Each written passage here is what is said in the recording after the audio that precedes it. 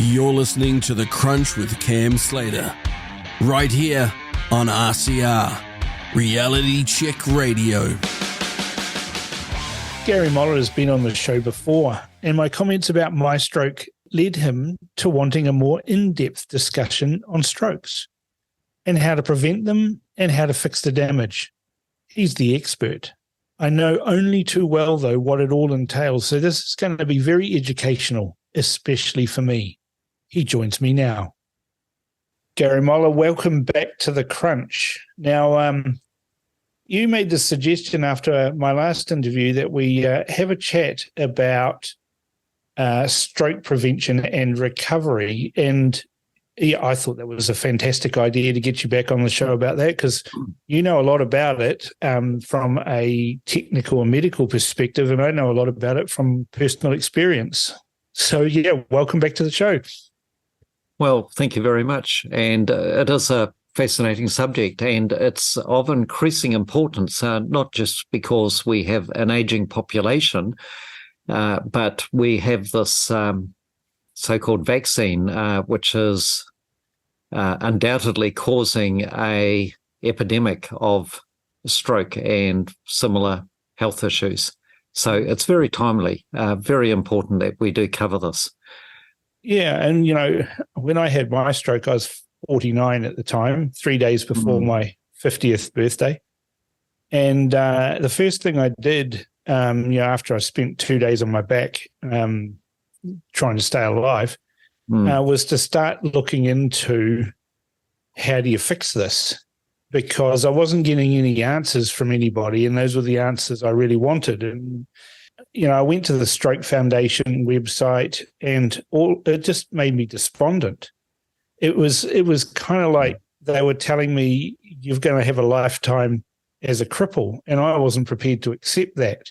So I started doing my own research, which led me on a fascinating journey. But we just touched on that in my last interview with you, and I think your suggestion to cover this in more depth and talk about some other techniques and things that I experienced might be really helpful to some of our listeners, and particularly Mike from Foxton, who after that last interview shared with us his experience of a stroke. So let's just get into this. There's lots to cover. Well, as a little background first, I'm not a medical person, but I do have training through the Otago Medical School in rehabilitation and another postgraduate qualification in sports medicine. And it was, in fact, in 1976 that I first started working full-time in Dunedin Hospital in the area of stroke rehabilitation. That's in the physical recovery, exercise and so on, which we'll touch on shortly. That culminated in my receiving a scholarship to go to Sweden to study Sweden's sports medicine and rehabilitation programs by way of a small grant from the Federation of Sports Medicine and a letter of introduction, which opened many doors. In fact, it opened every door for me while I was over there. And it absolutely blew my mind and also confirmed to me the importance of physical rehabilitation for people who have suffered stroke. Yep. Now, one of the points about stroke is that back in the 1970s, we didn't have these amazing clot-busting drugs and other medications or methods of suctioning out a blood clot, thus rapidly restoring circulation. So back in those days, when somebody suffered a stroke, it was devastating. Yeah, I know all about that. Incredibly devastating. Whereas nowadays, a remarkable and very pleasing number of people do have what appears to be almost full recovery. But back in those days, the damage was massive compared to what we typically get today. Now, however, I wasn't able to have those drugs, right? Because they couldn't tell. They couldn't tell when I had the stroke. So, it could have happened half an hour before I woke up. It could have happened hours before I woke. So I wasn't Yes. given any of those drugs. My recovery from the stroke was sheer will and determination and, physical Yeah. activity and, the care of two brilliant physiotherapists. Yes. Yes. So you've done incredibly well, Cam, and congratulations. Well, Good it's on hard. you. It's still improving. That's the thing. I was told by the neurosurgeon in the hospital that I would never use my right arm again. And I said, never sounds like a long time. He said, yeah, it means never. And he said that I might get some small improvements for about 3 months, and then that would be about it. Well, my right arm and hand has never stopped improving. It's just continued on and on and on. And I put that down to the fact that I didn't wait for the state to fix me. Just to give you an example, you studied occupational therapy and all of that sort of stuff. It took 9 weeks for an occupational therapist to visit. 9 weeks. I'd already been to physio every day for 9 weeks, 7 days a week. By the time the occupational therapist came around and gave me all these forms that was going to teach me how to deal with my life in a limited way, I'd already passed all of the milestones that they were expecting to see at 3 months. And that's when I just said to them, look, you go and help somebody else. I'll look after myself. And I think that was the last time I saw the occupational therapist. So, if you, and this is the thing that I caution people, Gary, I really do. If you are expecting the state to send somebody to help you after a stroke, you are sorely mistaken. And you are just letting yourself become a cripple. And it really is up to you. It's not up to anybody else to do that. And because what people don't realize, there's no help for stroke victims. There's no ACC. The only way you get ACC for stroke is if it happened as a result and can be directly attributed to an accident or a medical misadventure. Otherwise, you're on your own. And it's a glaring hole that is in the ACC system. They give out support for all sorts of injuries, but not for stroke. People with stroke victims are often like that for life because they've had no help. You've got to help yourself. Well, just on that, Cam, just to get it out of the way, if a person has any kind of heart condition and is not cautioned about the risks of suffering a blood clot, which could lead to a stroke, and they have the mRNA jab for COVID, and then consequently suffer a stroke, they can claim accident compensation. They'll probably have to fight for it, though. They'll have to fight for it, and I'm in the process of just writing an article about how to file a claim for such injuries with ACC. And the reason I'm in Wellington is because when I finished that study tour of Sweden, I was then recruited by ACC to set up their injury prevention and rehabilitation programs for sport and recreation injuries. So I had that founding job, which was absolutely amazing. So I do have some familiarity with ACC. Unfortunately, ACC is no longer rehabilitation oriented. It is file closure oriented. But that aside, if you weren't given the right cautions about the risks of taking that vaccine and you suffer an injury, then you are eligible for ACC. But bear in mind that it is a bit of a tedious process because ACC will dispute your claim every step of the way unless it is really obvious. And it's unlikely that your doctor will support you because it is the poison chalice for their career to suggest that there may be a connection with the vaccine. Yes, if they indicate even the slightest doubt or promote the slightest hint of vaccine hesitancy, their careers as a doctor may be over. I mean, so you have to fight for your own.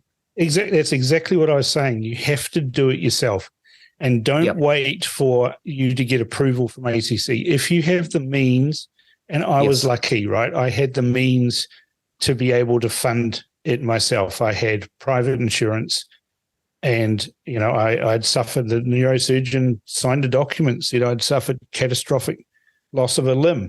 So I had a payout from my private insurance, and I also had income protection insurance. I plowed all of that into my recovery, 100%. Didn't spend it on anything else other than 2 physiotherapists and getting moving as soon as I could, because you'll know from your background in occupational therapy, and I'll say it in simple terms, the more you move, the more you can move. Yes, rehabilitation, not occupational therapy. However, I worked alongside occupational therapists as part of a team. Now, one of the things that has happened, Cam, and I go right back to the 1970s, and in fact, I can go right back to 1972. Think of stroke as being cardiovascular. It's a cardiovascular accident, and I first began working with people with heart disease, cardiovascular disease, in 1972. So it's a long period of time. So there's a lot of experience there. And one of the things that has actually really dismayed me is that the physical rehabilitation for stroke is today, it's an embarrassment compared to what was provided in the hospitals in the 1970s. There have been a number of reasons. One of them is the improvements in medical procedures, which I'm not an expert in, but the clot-busting drugs and surgery, those have certainly changed things. But what it's allowed the health system to do is to cut back on the physical rehabilitation services like the mat work, the physio and the occupational therapies, the hydrotherapy, all of the hydrotherapy pools, and all of the hospitals have, as far as I know, the whole lot have been closed now. And so that has been lost. So we've lost all of those. I mean, that's just dreadful. Yeah. Well, what it means, is that, it doesn't really matter for the majority of stroke patients, but there's that 10% who, and you can put yourself in that category of that 10% who suffer a devastating injury. And they are the ones who really do need every resource thrown at them, and over a long period of time. See, it's interesting you call it a cardiovascular illness, because that may be the cause of it, but the actual effect of it is a brain injury. Yes. And in my case, it was in the front cortex, left-hand side, 2 centimeters across. That's huge. That's large. Like that, it literally, part of my brain died. And that's what I learned when I started researching, how do I fix this? And the 2 physiotherapists were really great. They said, look, Cam, it's going to require thousands and thousands of repetitions of very simple tasks and little tricks as well, like using mirrors and stuff like that to trick your hand into thinking it's working and all of that, to train the brain, because that's what people forget. Like I can't remember the number of people over the last 5 years saying, oh, is it like a heart attack? Well, it's nothing like a heart attack, right? It's a brain injury. It's a trauma to your brain. Part of your brain's died. It's like someone hit you with a hammer. And getting that through to people has been really difficult. And, I talking with one physiotherapist, she said she never dealt with a stroke patient before and refused point blank when asked to treat me. And it was my lawyer that said, no, you need to treat him. And you can learn this, and this will be great, and da-da-da-da-da. And we went on from there. But Pilates and all of those things that were associated with that helped me get strength in the rest of my body, which helped the arm build up. But, I think it's really important. It is a brain injury. For the first 2 years, I had to have a rest every afternoon, 2 or 3 hours, just exhausted doing simple things. Yes. So, alongside stroke patients, And typically there were three causes that I'm not, as I'm saying, I'm not a medical expert, but a blood clot, which may form elsewhere, which finds its way into the brain and causes a blockage, or else a burst blood vessel, which may occur from, say, high blood pressure, or a tumor pressing on and constricting blood flow. So there are those. And then there is pretty much indistinguishable people who get a whack to the head. So young men who get punched or fall off their motorbikes, that sort of thing. And basically the therapy is very similar, if not identical. Yeah. So in the end, the brain doesn't really care how the injury happened, but it is that disruption to the brain and depending on what part of the brain, the degree of disability. Yeah. I mean, that's the thing. The brain's amazing in how it can repair itself. And I guess that was what I learned very quickly. What are the things that are going to help repair the brain and that injury that the stroke has caused? Yeah. So let's go into that a little bit. So the first thing is that if you or somebody suspects they are suffering any kind of stroke, don't mess around. Time is of the essence, and the first thing to do is to call an ambulance. Don't get in a car and go down to A&E, okay? Otherwise, you might end up in the queue. The best thing to do is call an ambulance and basically bypass those queues. Don't leave anything to chance. That's the first thing. And then you're essentially in the hands of expert medical help. Hopefully. That's exactly what I did, right? I followed the FAST rules, right? Check to see that your face is your face drooping, that's the F. Is there any arm weakness? That's the A. Do you have trouble speaking? That's a speech difficulty. And then take action and call 111. I did all of that because I'd had a scare 2 years before. So I knew that. Yeah.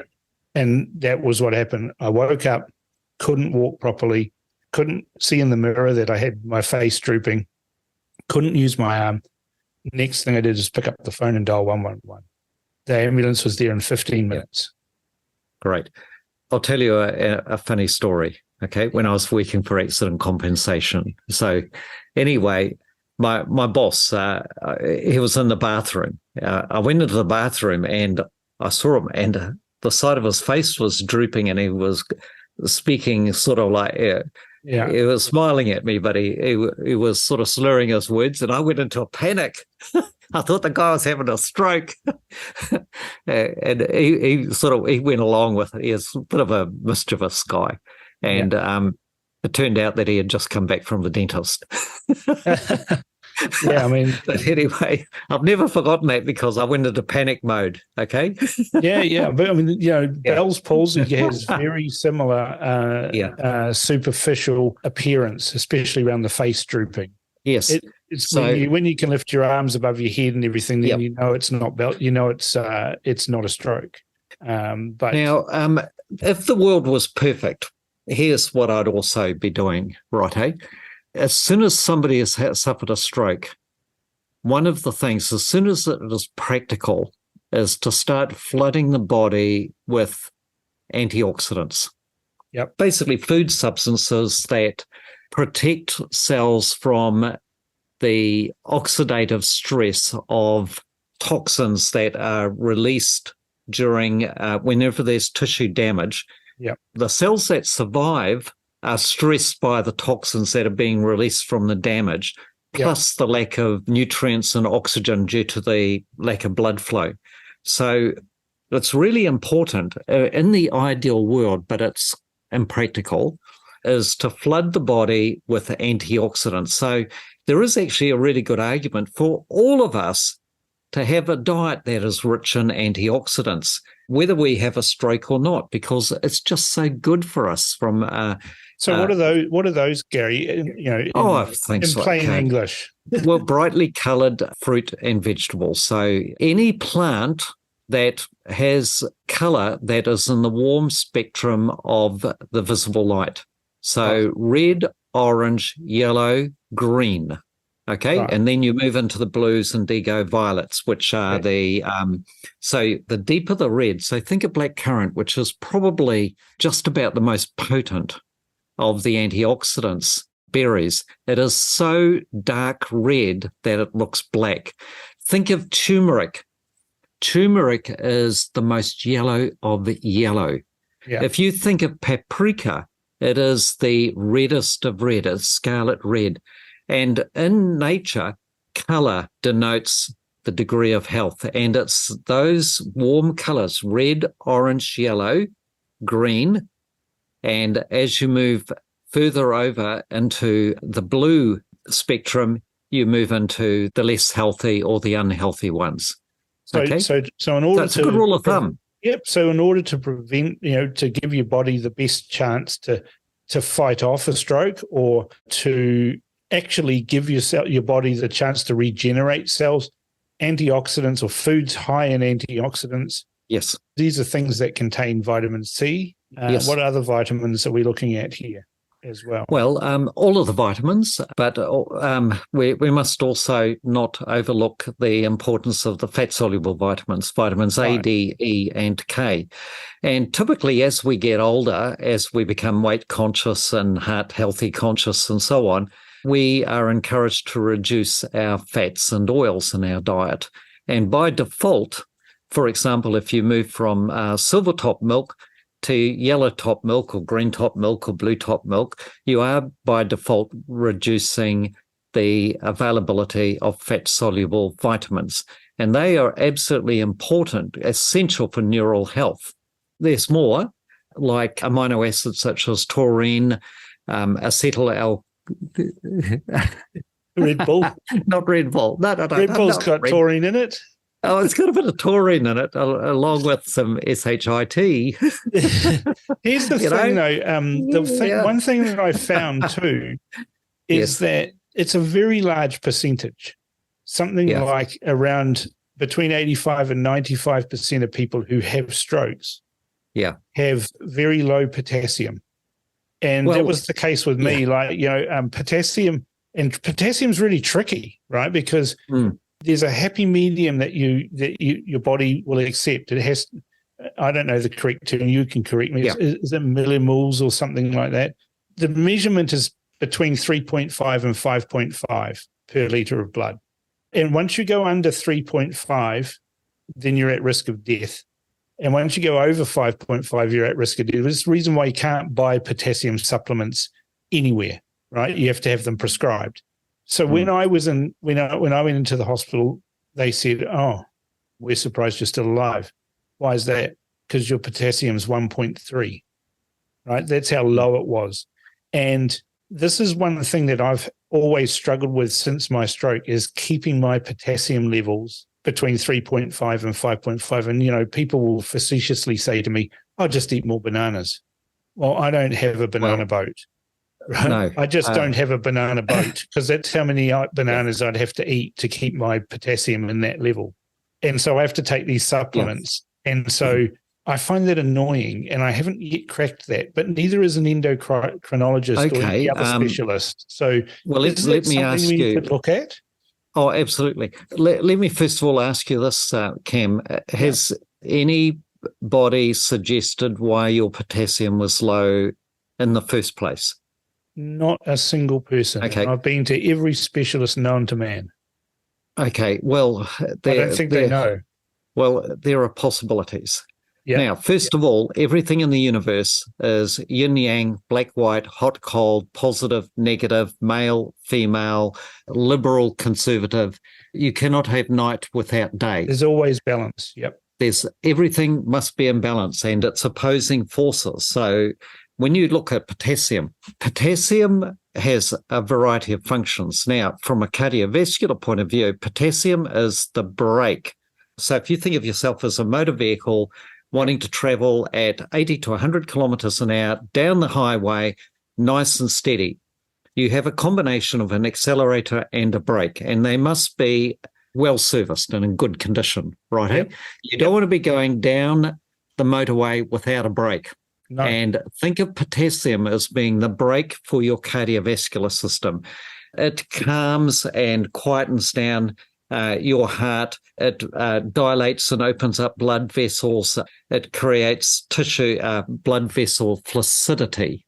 Okay. Whereas sodium is the accelerator for your cardiovascular system. Sodium works with potassium. And when you're going down the motorway, you want to have a balance between sodium and potassium.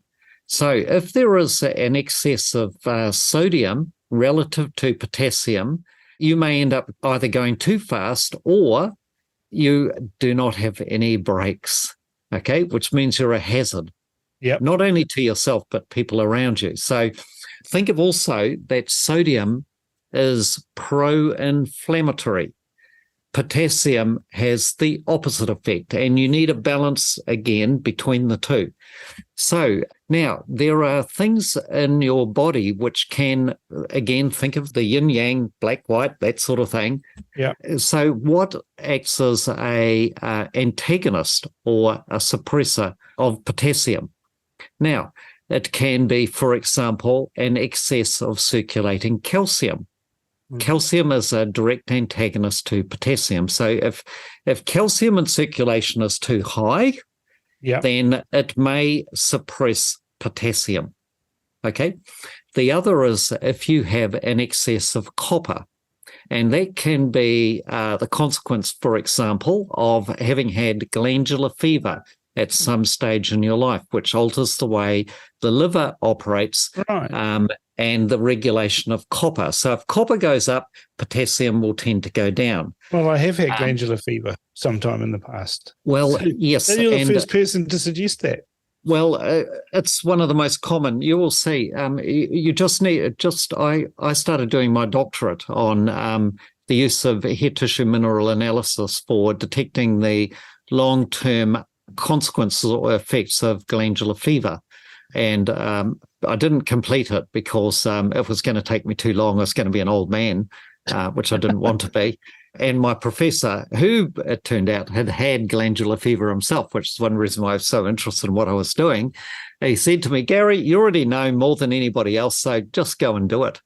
And I said, "Yeah, I don't need my ego to be stroked. I'll just get on with it."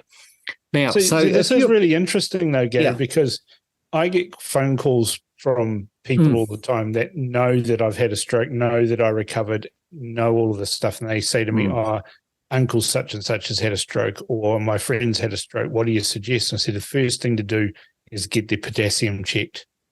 Because and every single time, right, they've come back and said, wow, it was really low. I said, yep.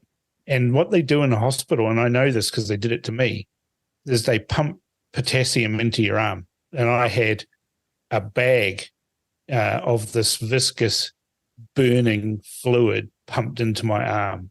It just felt like liquid fire being, it was one of the most painful things that I had to experience. But then they forget about that. Every other test you do from then on, they go, oh, look, your potassium's okay. And then 6 months down the track or a year down the track, because they haven't fixed the cause of the problem, or they don't even know what the cause of the problem is, then you tip over again because your potassium's gone down, right?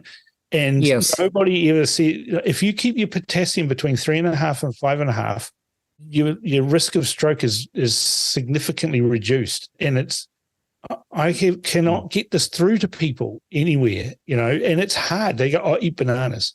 For people like me, it's just never going to get there eating bananas. Well, I don't think bananas are going to cut it anyway, and you may inadvertently be giving yourself a sugar hit, and that's not necessarily that healthy over the long term. And I haven't been able to demonstrate through testing that eating bananas significantly alters potassium retention in the body. The other thing, what we need to be looking for always is asking, well, what's the root cause? And you keep going down and down and down until you get down to the atoms. It's quite fascinating. So one of the other things to just bear in mind with potassium is potassium and sodium are regulated by the adrenal glands. Right. So when we're looking for patterns of whether somebody is not handling stress well or under too much stress, is on a head tissue mineral analysis, we will see an elevation of sodium and hopefully potassium. When sodium goes up, you want potassium to follow because they're like husband and wife, or, I was saying, the better analogy is accelerator and brake because of the effect they have on the heart and circulation. So when the accelerator, you don't want to have the accelerator pushed to the floorboards without the brake being able to counter it, so that you don't end up crashing at high speed when you hit the first corner. Well, maybe I need to send you some here. Yeah, well, we certainly can do that, and it would be fascinating because we may pick up the effects of having had glandular fever, possibly even as a child. It was in my early 20s. Yeah, it's called the kissing disease, by the way, Cameron. Yeah, I wasn't kissing anybody back then. Well, look, you just have to be having late nights, drinking too much, and people yelling in your ear and that sort of thing to get exposed to this. And look, all of us end up getting the Epstein-Barr virus, which causes glandular fever, but not all of us get the full-blown symptoms of this viral infection.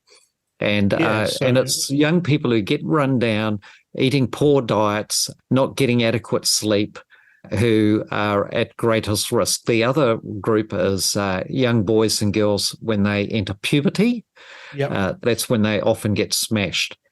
Now, okay, well, this is really interesting. I'm going to make some notes on this, and we'll talk offline about it, because I really want to get this solved. But if I can solve it, then I'm pretty sure it's going to help, multitude other people who have experienced strokes and that have got similar potassium issues. Well, the other factor that must be borne in mind, there's a couple here, is zinc intake. First of all, there wouldn't be a single Kiwi that isn't zinc deficient. However, if you were to give somebody large doses of zinc as a supplement, zinc, again, is an antagonist of potassium. So this is all about nutrient balancing. You've got to be very careful that you don't just sort of say, you got to take zinc, you got to take this, you got to take that. So what's a large dose of zinc then? What would you classify a large dose of zinc? No, the first thing I do, Cameron, is test the person and determine their zinc levels and their levels of things like copper, calcium, magnesium, and so on, manganese, iron, etc., selenium. You've got to know all of those, and nothing ever works on its own. They all work synergistically and antagonistically, and that's where the testing is so important. My main role nowadays is testing. I do nutrient testing. And look, the reason why I'm a multiple world champion at 70 years of age is because I test myself and then I prescribe accordingly. And that's the way that I get. It's not because I've got some, genetic attributes or anything like that.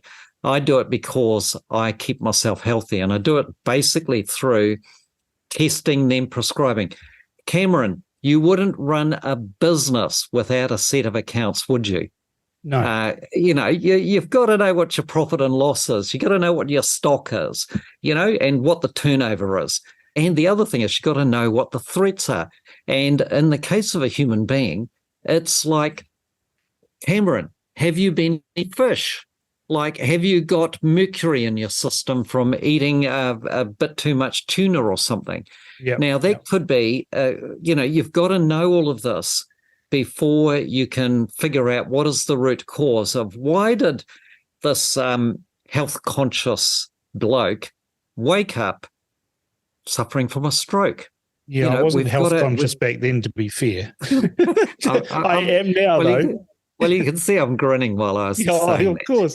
You look a whole lot better than me at 70 than I do at 55, let me tell you. I've done, basically, I work on an investment of being 20 years ahead of disease. Now, by the way, my mother died a horrible disease from a combination of cancer plus a stroke. Okay, it was her children are still traumatized, even though it's many years ago. My father dropped dead on his last run, from a massive stroke. But it doesn't worry me at all, because what I'm doing is I'm constantly trying to identify the things that are coming at me and I take remedial action so that I stay 20 years ahead. See, that's what worked. that's the benefit, I guess, for me of the stroke is that I want to learn these things. I want to know these things, to avoid having another stroke. Now, I've just passed the 5-year threshold. So the risk of stroke is significantly reduced now for me because I've passed that 5-year threshold. But so I want to fix the potassium. I want to fix these things, but I want to share the information that I gather with other people so they don't have to go through what I went through. Yes. Because not everyone can do what I did either. That's the other thing. And I'm not blowing my own trumpet here, but I'm a little bit dogmatic and I'm a little bit self-centered. And so I just focused on myself to get better. Now, I'm not 100%, but I'm a whole lot better than plenty of the other people that were in the hospital at the same time as I was. So that's why talking with you, understanding these nutrients, that will prevent other people getting strokes if we can get this message out there, because prevention is a whole lot better than trying to fix what happened after the stroke. Yes. Well, let's do this in stages. One of the things that you could consider doing is doing some testing, and then we could even do a review in a future program. Okay? Yeah. That could be quite fascinating. So I'll definitely be looking at that. Yeah. And what people can do, so we've covered antioxidants. People need to look at getting those antioxidants, and that's how we diverted into potassium. But look at the antioxidants. Yes. Next thing would be to look at making sure that all the other nutrients outside of antioxidants are in balance, and people should be looking at that, and they can do that. How can they do that? Is it through diet, or is it through supplements, or a combination? Yes. So there's this the acute stage of healing, which is more or less the first 3 weeks or so, where really all that person needs to do is to rest, and they should be eating good food. However, the hospital system works against us on that one. First of all, there is a disdain of nutritional supplementation, which I think is very well justified. Particularly, one of the things that happens when somebody suffered a major trauma, such as a stroke, is they suffer a loss of appetite. Okay, so that's why in a hospital, even if you serve cordon bleu meals, the patients will still go for the ice cream and jelly. Yeah. Okay, and that's because during the process of healing, there is a massive increase in the need for zinc. And zinc regulates. Because I went around the ward stealing the ice cream from the fridges. I found out where they were kept on the floor, and I was stealing the ice cream because they would only give me one at a time, and I wanted more than that. And I didn't know why it was I wanted more than that, but I did. Well, it's rather interesting that zinc regulates taste and smell, and zinc is also needed acutely for tissue healing. So when zinc, which is already in short supply, is diverted for tissue healing, there is a loss of taste and smell, and in particular, a distortion that creates an abhorrence of basically meat, eggs, fried foods, barbecue, that kind of thing. Right. So that's another subject that we could touch on, is the way that nutrients affect behavior, taste, smell, etc. But you've mentioned several times now deficiencies in nutrients. You've mentioned zinc. You've mentioned selenium. Iodine's also deficient amongst Kiwis, isn't it? Yes, and that's because basically processed foods, or foods that are grown industrially, tend to be depleted in these trace nutrients, and also the foods in our bread for their sugar or calorie content more than their trace nutrient content. And that also applies, by the way, to organic foods. They're not necessarily more nutritious, though they should be. It depends on what the plant was fed. You see, you are what you eat, and you need to go right down to what is actually on the soil. And if what is mostly placed on the soil is N, nitrogen, potassium, phosphorus, and a bit of lime, well, guess what? That's what you're getting. Okay, but what about all the other trace nutrients that we've talked about, like selenium, iodine, zinc, manganese, etc., etc.? There's many. The other thing is that it's all about balance.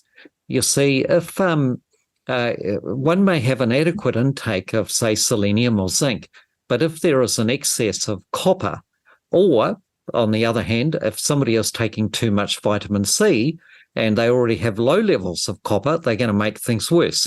And that will bring on, for example, inflammatory arthritis. So some people who are listening will know that if they take supplementary vitamin C, they get aching joints. Their knuckles will hurt. Well, that can be an indication of the suppressing effect of vitamin C on on copper. And so you get this complication. Wow. So the first thing always is you test, then you prescribe, because who says somebody needs a whole lot of vitamin C? Okay. Well, if like I was saying, you wouldn't run a business without a set of accounts. So let's do some accounting for a person's body, then decide what's best for them. And that's how you take out the guessing. Now, the problem with the hospital is that the food that is served tends to be absolute crap. Okay? It's terrible. Yeah. It's got no nutrient value whatsoever. I've written a number of articles about this whole business of, for example, if you think of what makes up a beautiful, healthy brain, the nutrients, right? Straight away, the simple fact that your brain is about 60% fat and oil. Yeah. If you're eating fat-free ice cream and a bit of jelly, couldn't think how of are you going to build worse. a brain? Where are you going to make a brain from? You know, you can't do it. So straight away, you're compromising healing. And so that's where the hospital meals, even where they say it's healthy, you know, if you look at that little bit of those peas and a bit of bean and, you know, a bit of mashed potato, and there might be a bit of steak or something, you know. Anything that looks sad like that is not going to be nutritional, right? Well, yeah, and, you know, okay, a bit of salad and that, but if you actually look at it and you say how many milligrams of, you know, B vitamin, you know, folate and this and that, and how much B12 and how many grams of protein are there? I'll tell you what, if somebody stays in hospital for long enough, they will get malnutrition. They'll suffer malnutrition. Yeah, they don't heal. Might get sicker. Yeah. Yeah, they won't heal. And unfortunately, because of the way that allopathic medicine operates, is that there's a drug for every condition, righto? Yeah. But what we should be doing first and foremost, and look, our farmers and that know better, okay, is that if you want healthy animals that are disease resistant, that you feed them good food. You know, you make sure that the hay's good, you know, fresh and nutrient dense. If you don't, you get poor production. And the same applies to human beings. We're no different. So this is where supplementation can be important. And even like giving somebody a super smoothie, a whey protein smoothie with nutrients. Now, when it comes to like stroke, I'd like listeners to get into Google. Google's the best search engine for this, even if you don't like Google. Yeah. Go into Google and type in neuroregeneration and taurine, Taurine, for example, or neuroregeneration and acetyl-L-carnitine, or neuroregeneration and N-acetylcysteine, NAC for short. Google will do that search for you. And just have a look. You might need to go down to get past some of the propaganda, the naysaying, and so on. Look on the third page. Look on the third page. Yes, it will blow you away. Now, by the way, taurine, how did taurine get its name, Cameron? Come on, you tell me. From bull semen. Well, I haven't. Well, Taurine means bull, yes. Yeah. And I don't know how they came up with this, but when they isolated this amino acid, I doubt whether they knew the health benefits of it, but what it does, it gives you the strength of a bull. Yeah. Okay, they even put it in red bull for some reason. That's right.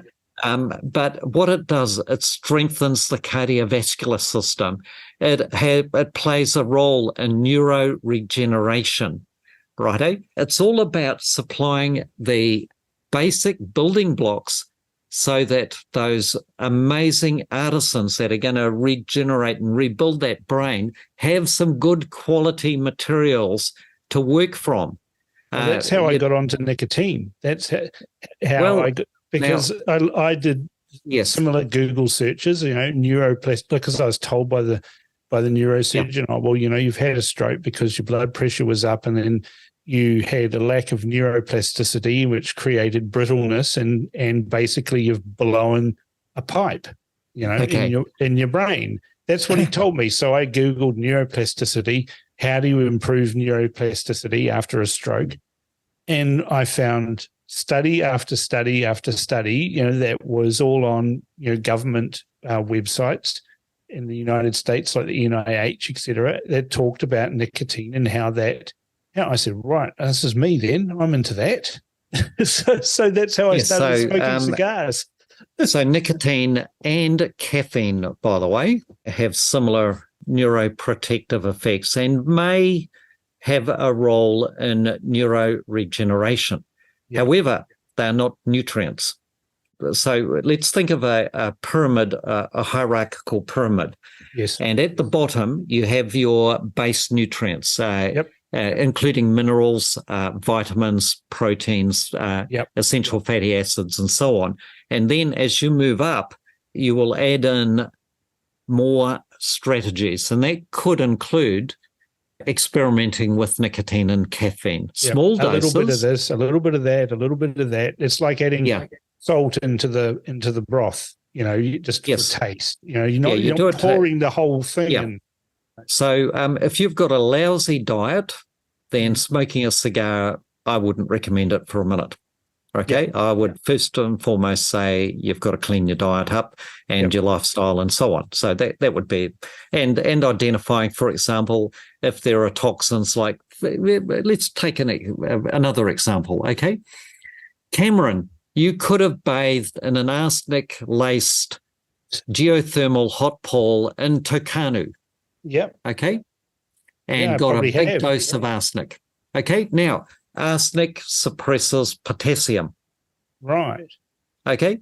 Now, just Google Gary Moller, The Poisoning of New Zealand with Arsenic. Just read it. And you'll see all the evidence there of the effects of bathing in a Central North Island natural geothermal hot pool. And I'm not talking about the heat exchanged pools. I'm talking about the ones that have natural water that looks green. Yeah, and I've been in all of those. I've been in the ones in Tucano. I've been in the ones in Taupo. And here's the next thing. I spent a reasonable amount of time running around and drinking water from the streams in Wairau. Okay. The Central North Island is known as the arsenic belt of New Zealand. And arsenic directly lowers potassium. So, Cameron, you need this is urgent. Okay, this is for you. You need to get one of those hair tissue tests done because we can pick up historic arsenic poisoning. Right. Okay.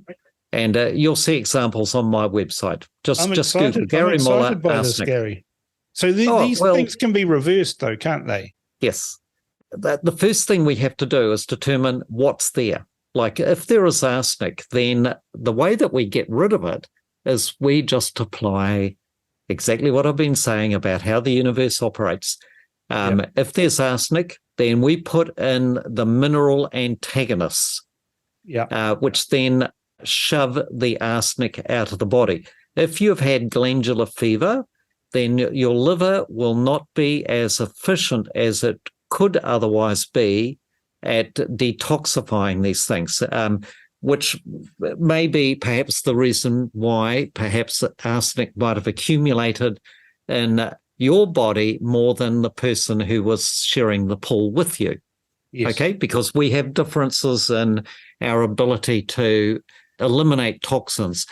Some of us also tend to absorb things more. Our skin operates a little bit differently. You see, you could have soft, delicate skin, smooth as a baby, and you'll just suck up those that's not me. those toxins. I thought you were always thick-skinned. Yeah, exactly.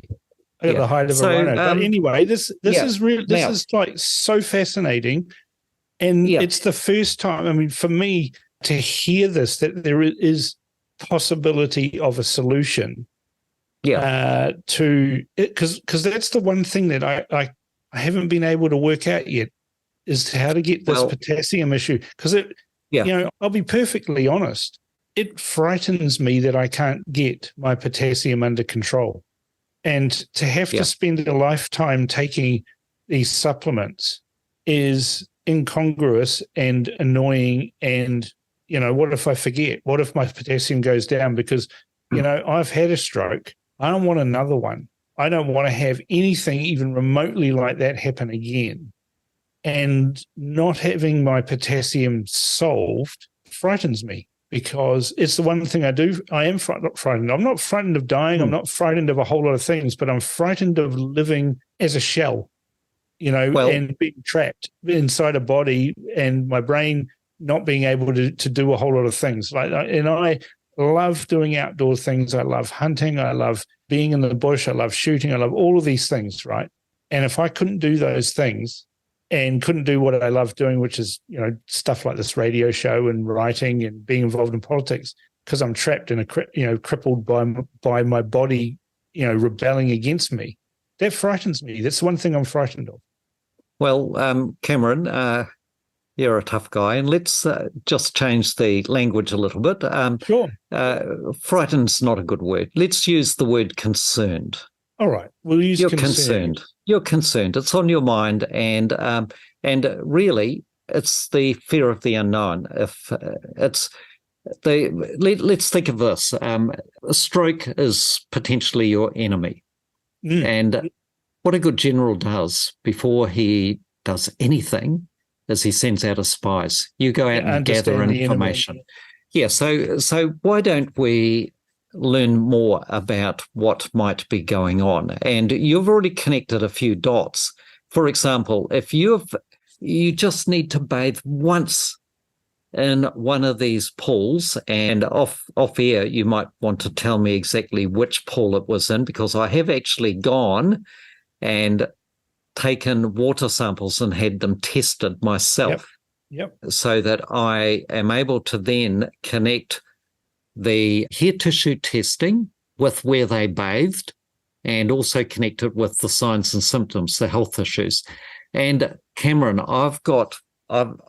you'll see in my articles, I've got at least 1,000 people who have been made very unwell, chronically unwell from bathing in these pools.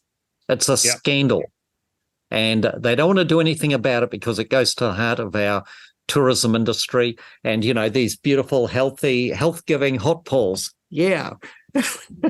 It's scandalous, okay? And I'm saying this because I've got the evidence, righto?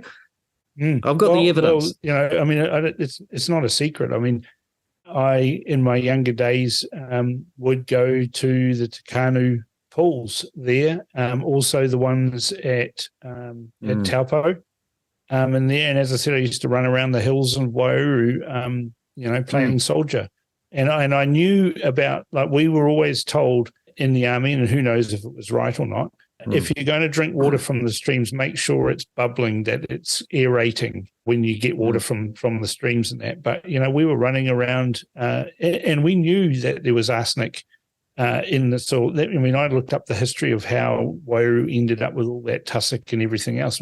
They tried to farm it and it didn't work. Everything just died, So the only thing that lived was tussock, and that was because of the arsenic in the soils. Yes, arsenic and also a lack of like cobalt and a few other trace minerals as well.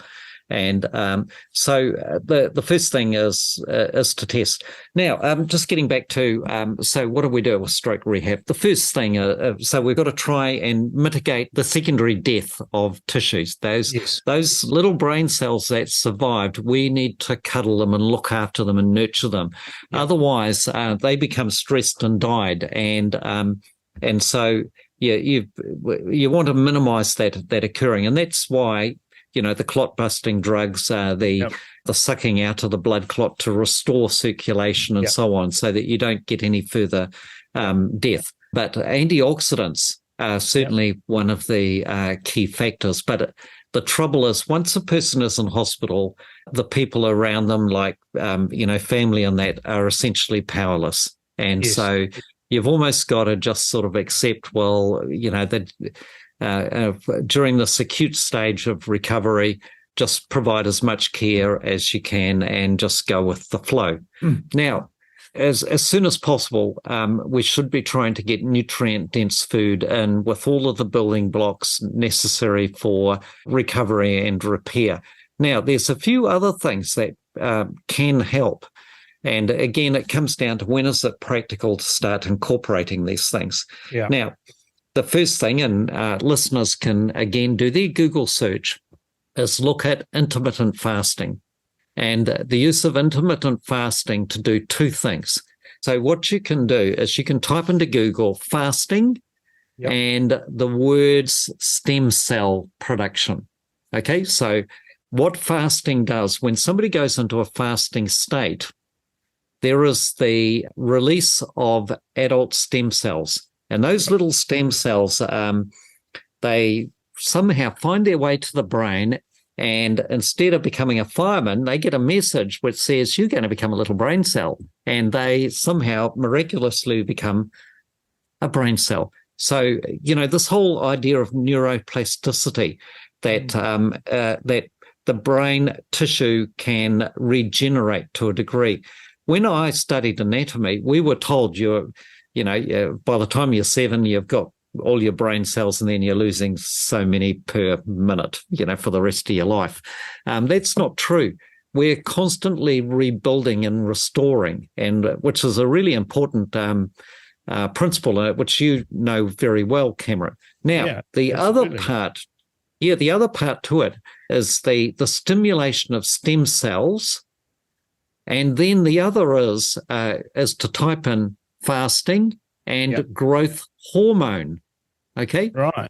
Fasting stimulates the production of growth hormone. Growth hormone and stem cells combined are what drive healing. Okay? Tissue regeneration and so on. We kind of know this too, because, you look at the super athletes that have been caught doping, and they've all been injecting human growth hormone. Because that's how they get their bigger muscles, because they're healing the tears from all of those sorts of things. I mean, it sounds wrong, but that's what they were doing. They were healing the tears that were occurring from their extraneous exercise, and they were healing that with drugs instead of the way that you're suggesting that we heal it with doing things that our body recognizes, like fasting, like sorting out our nutrients, sorting out our vitamins, sorting out our diet and all those things. So you don't need to cheat and take a shortcut.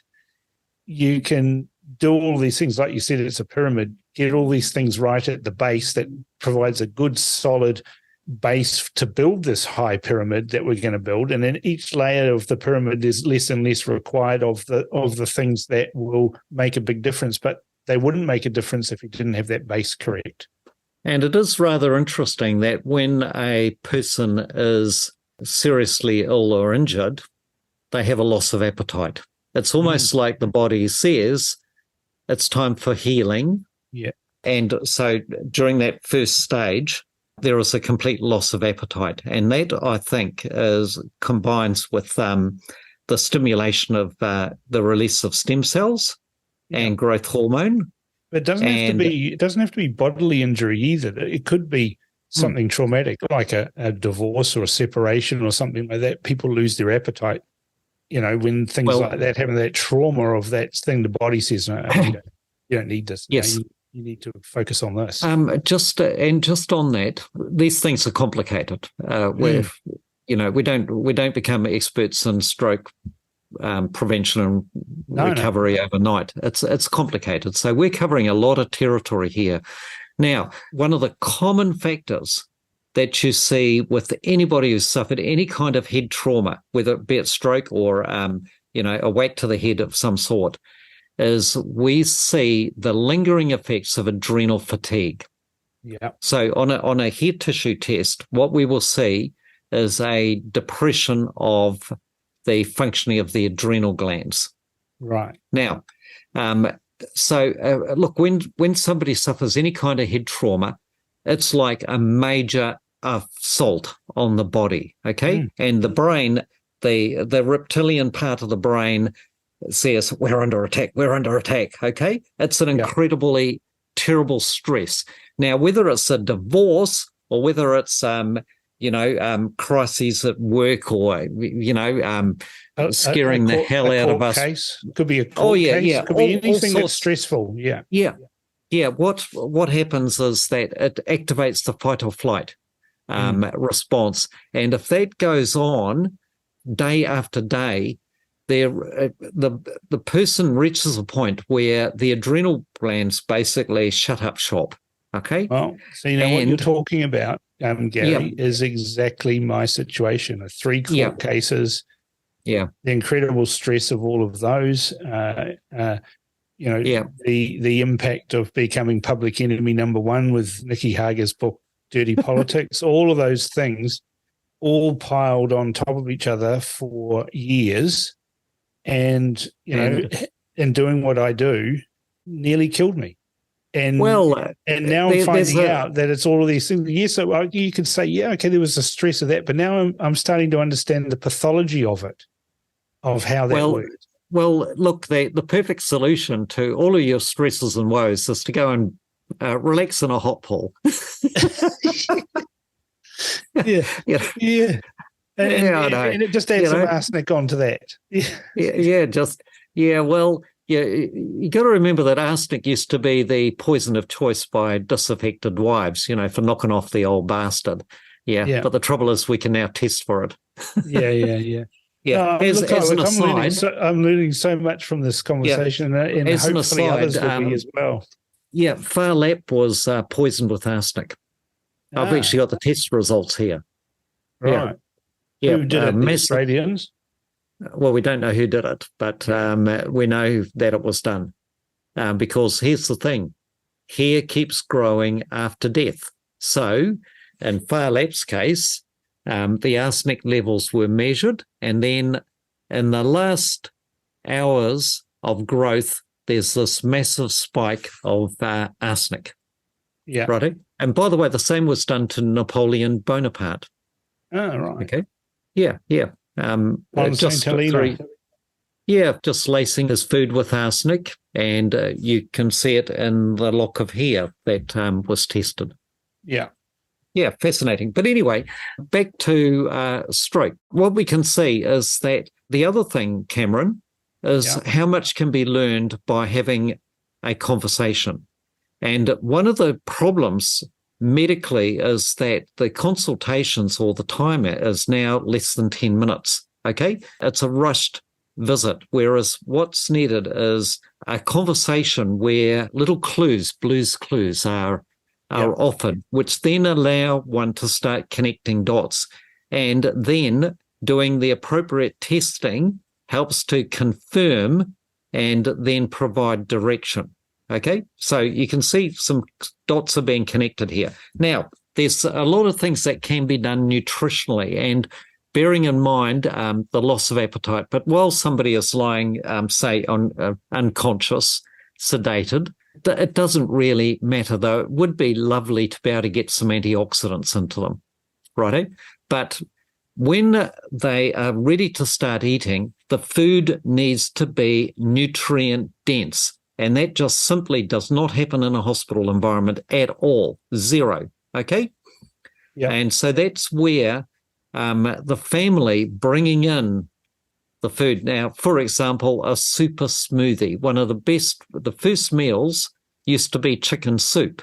Yeah. Righto, homemade chicken soup. That's a good one. But also a whey protein smoothie with all of your essential fatty acids, fat-soluble vitamins, and other things to fortify it.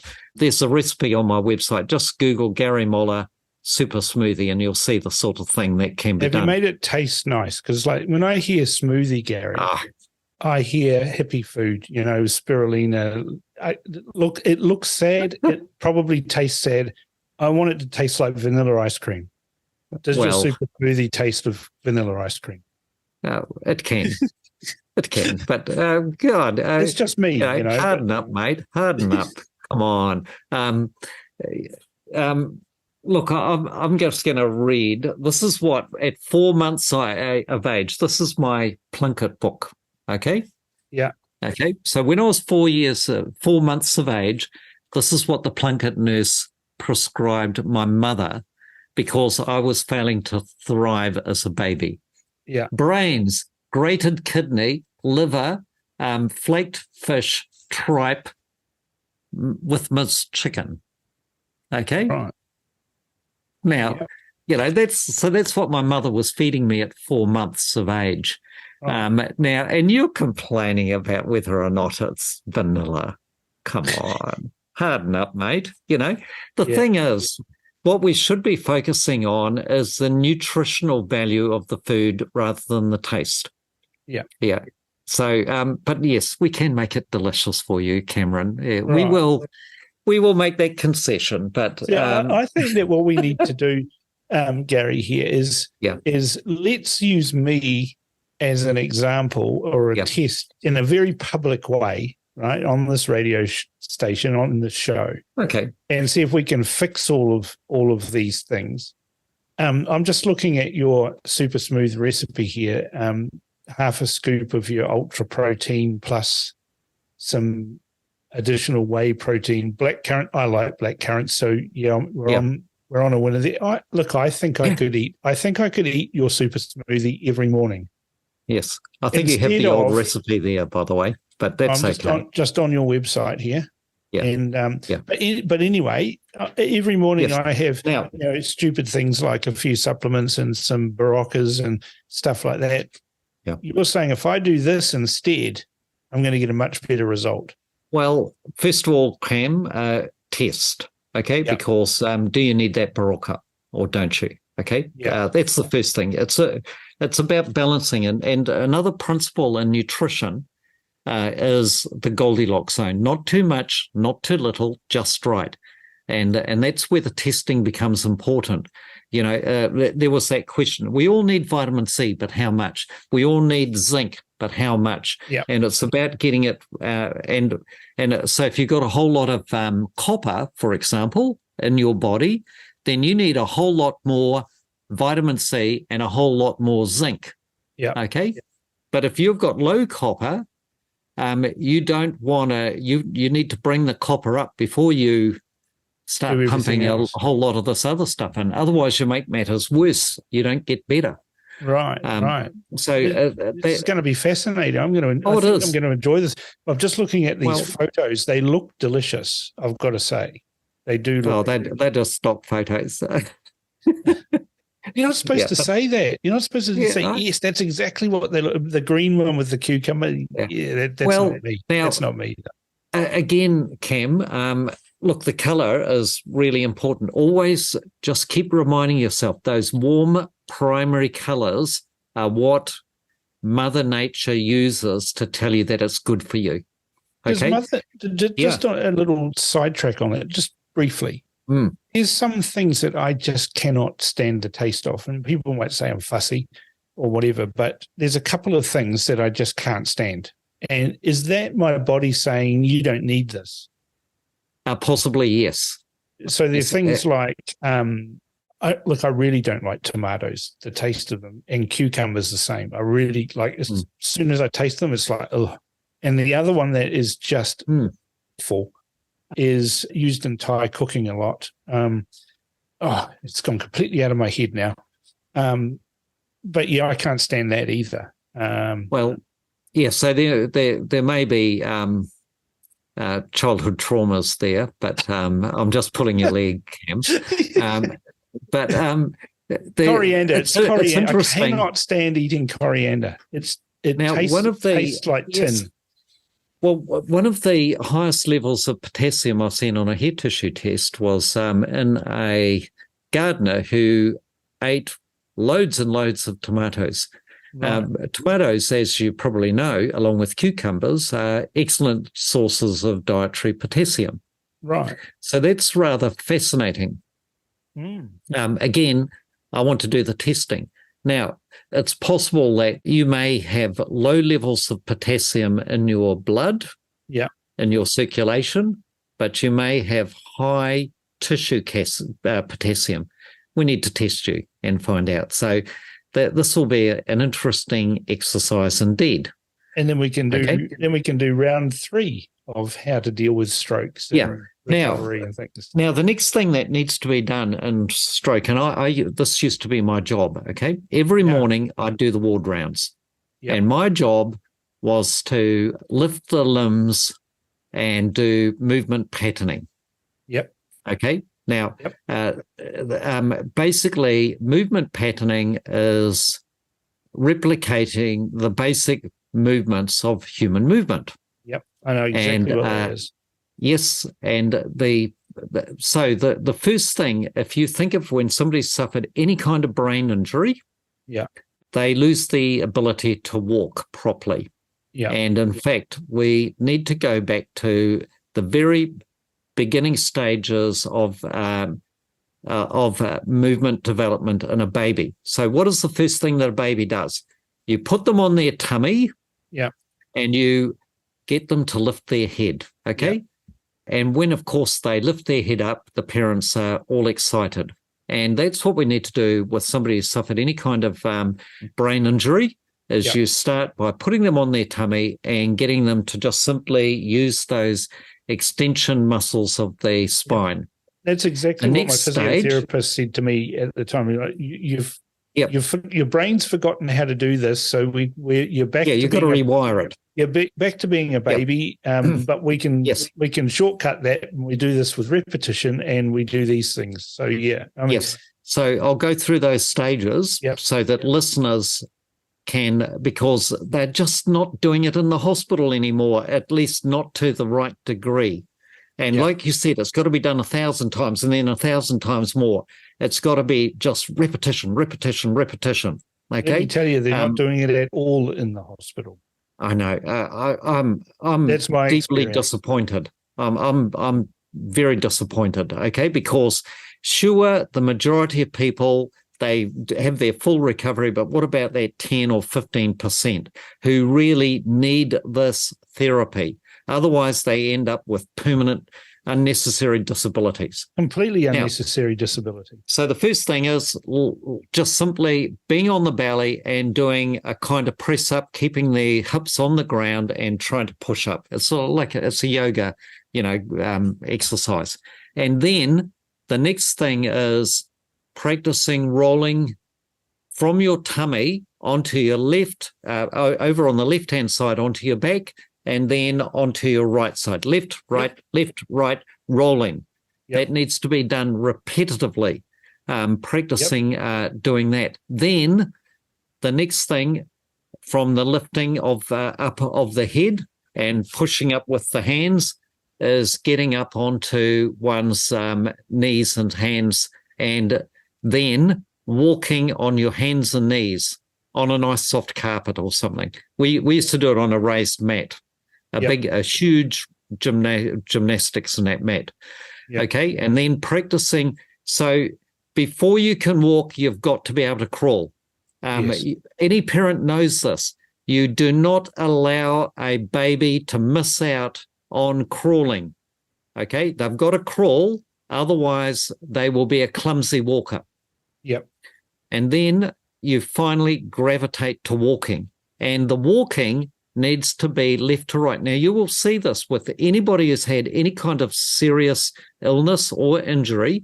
When they first get out of bed, they walk sort of like with their hands by their side. Or you'll see this in elderly people, they put their hands behind their backs. Okay, and carry their handbag on their bum. Now, that was one of the things that they taught me with one of my physiotherapists, is they said you need to learn how to walk properly. And in New Zealand, in modern society with shoes and all of these different things, people have not learned how to walk properly. And it was quite an interesting experience. And they said the easiest way to do this is to do what's called Nordic walking, where you've got these poles. Right now, you'll see some usually elderly people doing Nordic walking, and they've got the poles out in front of them. And that's not how you do it. You have the poles behind you, which seems counterintuitive, but it teaches you how to walk properly, where you basically sit back down into your pelvis. You swing your shoulders and your hips as you walk and swing your arms. And that's how we're designed to walk. And once you learn how to do that properly, then it dramatically improves the distance that you can walk, because you're not being fatigued by the action of walking anymore, because you're actually doing it in tune with your body. And that's what I tell people who have had strokes or similar injuries with their legs, and I said, take up Nordic walking, learn how to do it properly, and it will dramatically increase your ability to walk better than you've ever done before. And that's the one thing that I did. Nordic walking made a huge difference. So I've got a photograph of my mother.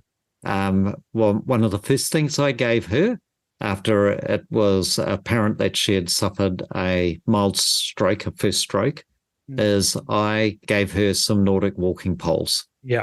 And the Nordic walking poles, one of the things that happens with stroke is the person, unless they're concentrating, they forget what that hemiplegic side of their limb is doing. They just forget it, and then it will drag, and the hand will drop down by the side. Yep.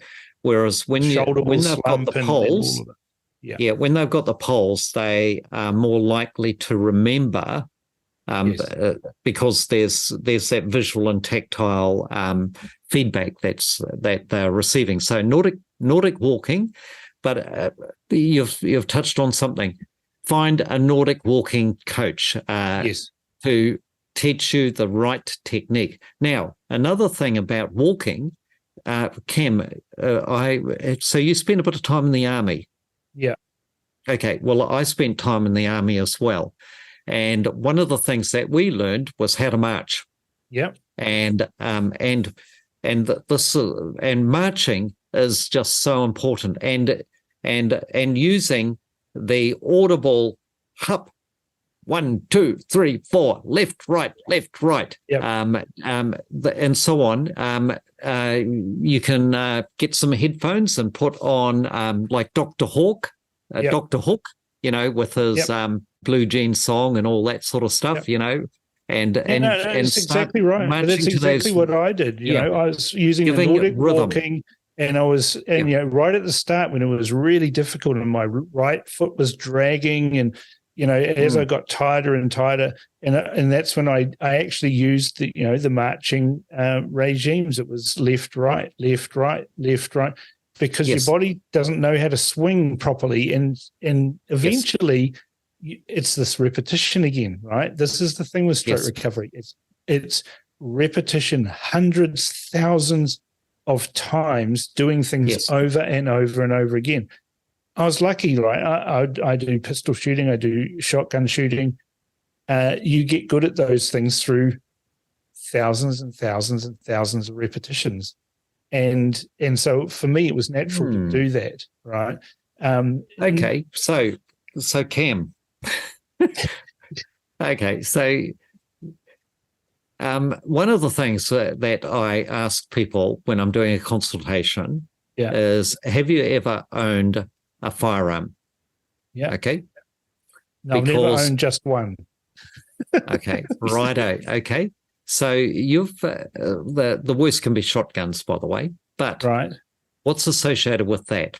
Right. Well, there's primers, and there's lead. Primers and lead and all sorts of stuff.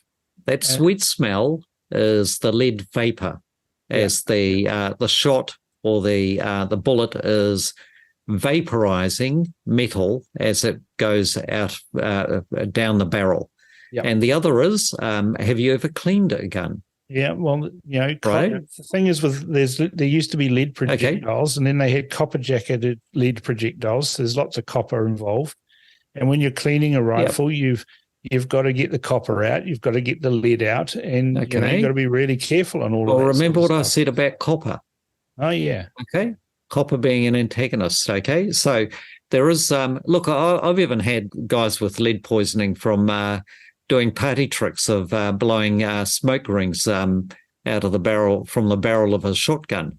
Okay. Yeah. Now, the thing is that we can now see potentially multiple sources of contaminants of toxins that could lead to these health issues. Because of my lifestyle, because of my hobbies, and maybe too much ice cream. Okay. Now, so rhythm. Teaching people how to walk, but they've got to crawl. They've got to practice lifting their head. And even after that, Cam, you should still be getting on the ground and rolling. I do. You should be on your hands and knees. Okay. Pilates is saving me. He's a guy. Yeah, Pilates is hunting, shooting, tough guy, right? That's me, right?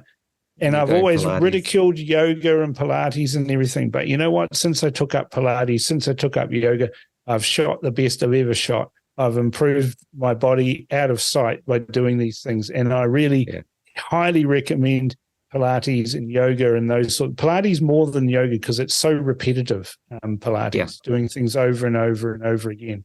Yeah. And that's what has healed me, doing those sorts of. So your basics of rolling, crawling, walking.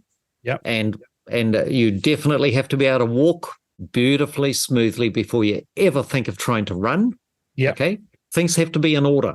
Now, the beauty about Pilates, when you think about it, most human movements are not linear. They are diagonal. So when you punch, when you throw, when you walk, it's actually a diagonal movement across the plane of the body. Yeah, there's lots of triangles involved. Same with shooting, shooting's swinging, and it's all angles and everything like that. Nothing's ever straight in the human body. Yes, that's right. And that's why getting on a gym machine, which does linear movements and which does not involve balance, are not really as beneficial as doing like freestanding exercise with pulleys, for example, or using your own body as providing the resistance. And that's why Pilates is so important because it uses your own body, you're using pulleys, you're creating these angles and these things that occur naturally. Now, there's one other thing that is really important in stroke rehabilitation, and this is countering the spasticity in the arm and the leg. It's usually one side that's that's been the hardest thing, now, for me is covering that up.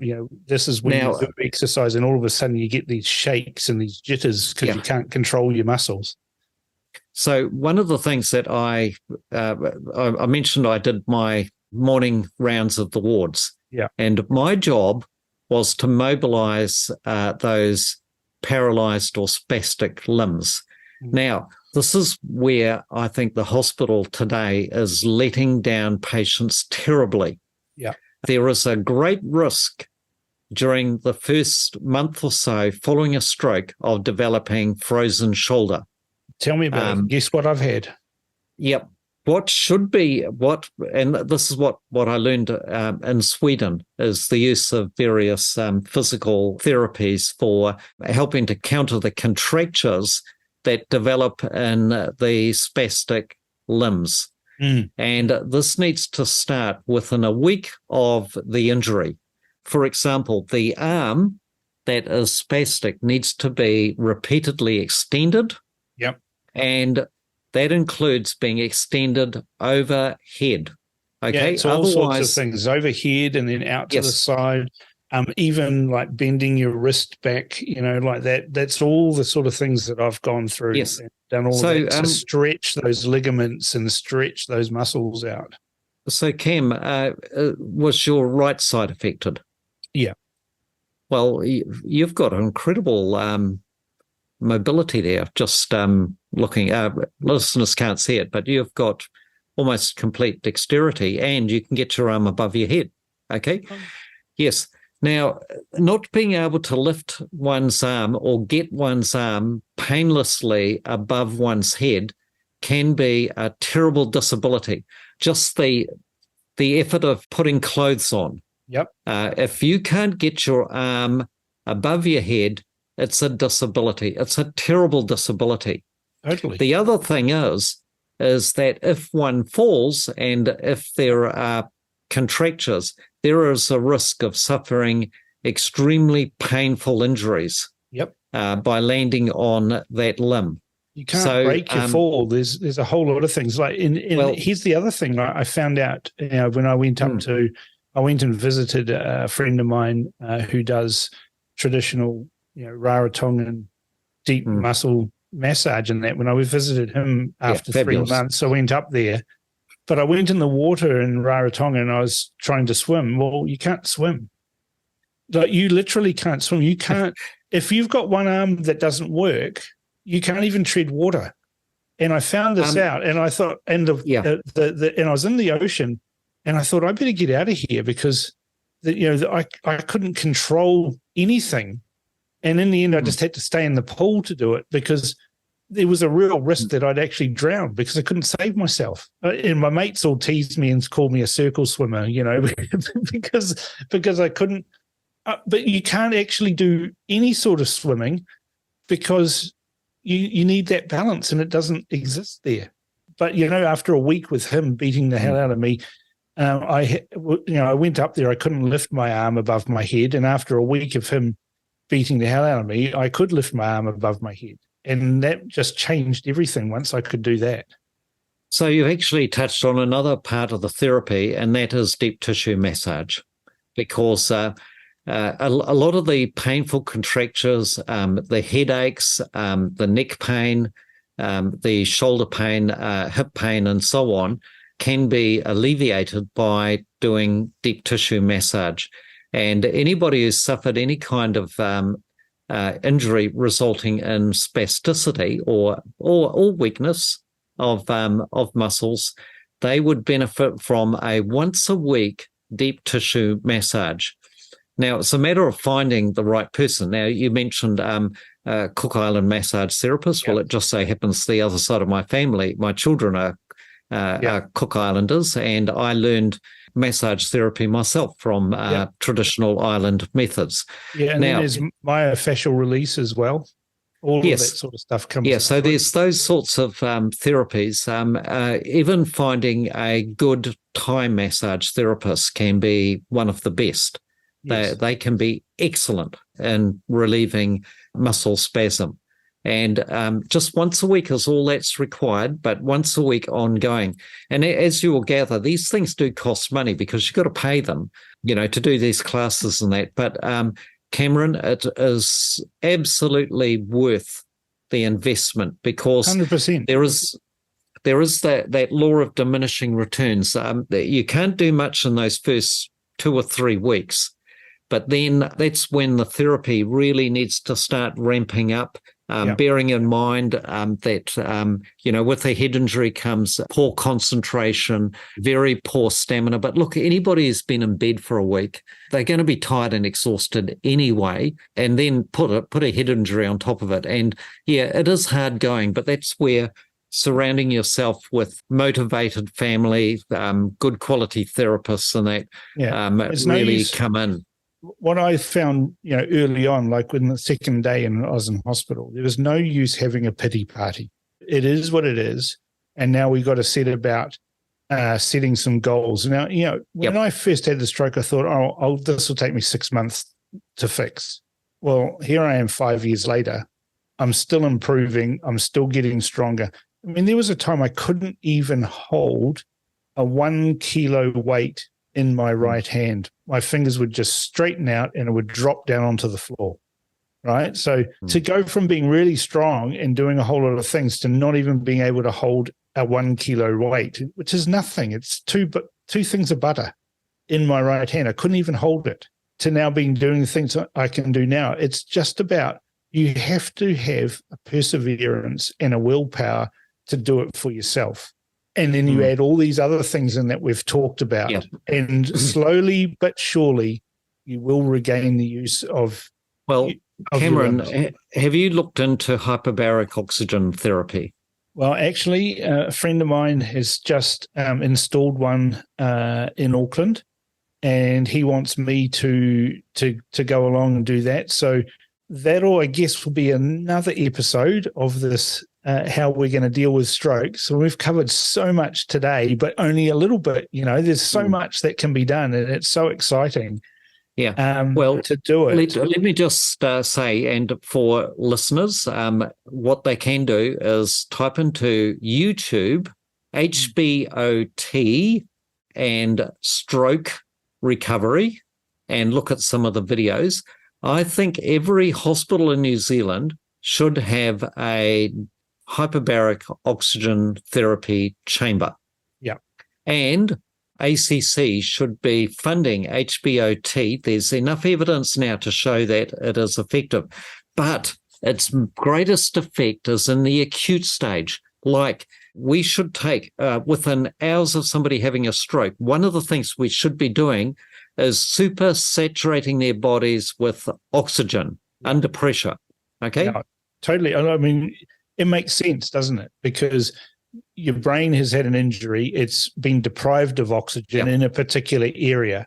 Let's get it. It's kind of like doing life support for somebody when they have a heart attack or whatever, get their heart pumping. The reason why we get their heart pumping is to get oxygen in. The reason why we do the emergency breathing for them is to get oxygen into the blood. By putting them in a hyperbaric chamber, it's super saturating their blood with oxygen. If that's all you're breathing, and it's getting into those injured areas and helping those injured and anemic little blood cells that are sitting there or the brain cells that are sitting there struggling, all of a sudden they get some blood with huge amounts of oxygen. They're going to grow faster and fix themselves a whole lot better, right? Well, and in that acute stage, by bypassing the loss of circulation, when the pressure and the concentration is high enough, it actually completely bypasses the lack of blood flow, which therefore reduces the damage being done to those brain cells. You see, it's the damage that occurs in the minutes and then hours and even days after the initial injury. That we want to prevent with things like antioxidants, hyperbaric oxygen therapy, and of course the clot busting drugs and so on. Yeah. So Gary, there is a law of diminishing returns. So you get this rapid resolution over the first 3 weeks or so, and then even 5 years later, Cameron, there's still maybe 1%. And it's that little percent that can make a massive difference to one's quality of life. The other point to make, and I know we've got to wrap this up in a minute, is that it's never ending. Even after 5 years, it's sort of like when somebody's had, it's never ending. You just keep plugging away at not only maximizing the recovery, but those things that maximize recovery also maximize the protection against suffering another episode. Now, I just want to add just one other thing. Sure. Cam, lemon peel, citrus peel. Yeah. Okay. Look it up on Google. Type into Google citrus peel and cardiovascular disease, citrus peel stroke.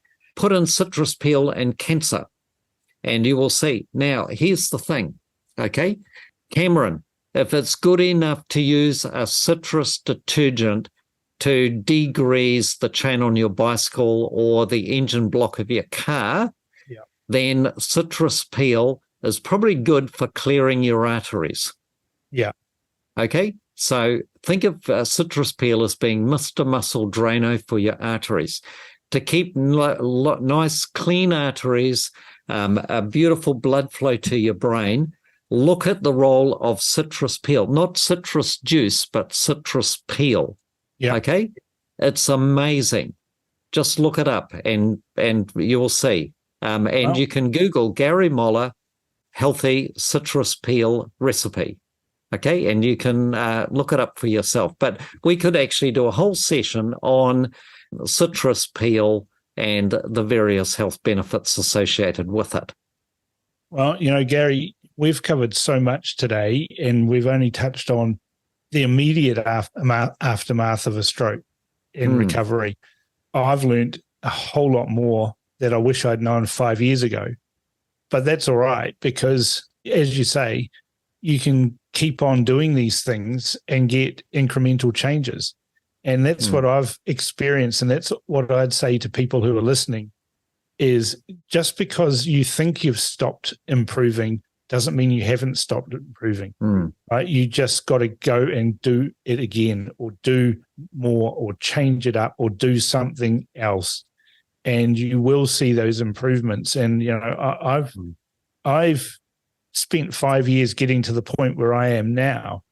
And I feel that I really have a responsibility to share what I've learned with other people so that they don't have to go through what I've gone through, right? And that's why, I think we will continue this series. We'll have another couple of these where we can extend on from that. And, I'm really interested in finding out a little bit more using some of your tests and things like that. So we'll take that bit offline, and then we'll touch base again with the listeners and let them know what the results of those tests were. And then we'll, of course, be able to look at all of the suggested therapies and treatments that you direct me towards, because I'm up for anything if it comes to improving my life. It's already a whole lot better because of all the physical things that I've done. Now I need to fix the internal things. And, I think we'll be able to do a whole lot of that. So, I really appreciate your time today. And as I said, I've learned so much, and hopefully the listeners will have too. Well, it's a pleasure. There was only so much time available, and this discussion is going to have to be continued in much more detail. I'm going to go and get those tests done, and then Gary and I will look at next steps. So stay tuned for the next installment. I can't wait. And this is exciting to see if I can find out the last piece of that post-stroke puzzle that has been vexing me for so long. Tell me your thoughts on what Gary had to say by emailing inbox@realitycheck.radio or text to 2057. This is The Crunch with Cam Slater. Conversations with a side of controversy, right here on RCR.